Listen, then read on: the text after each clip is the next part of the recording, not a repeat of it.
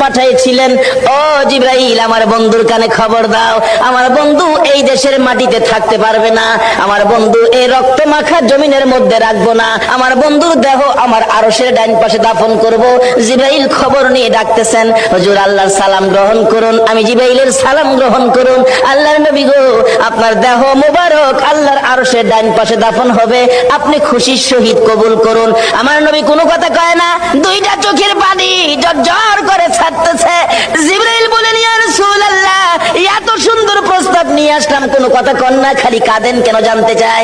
আমার নবী বলেন, জিবরাইল রে, তোমার জন্য খুশির খবর হতে পারে, আমি খুশি হতে পারলাম না। কেন পারলেন না?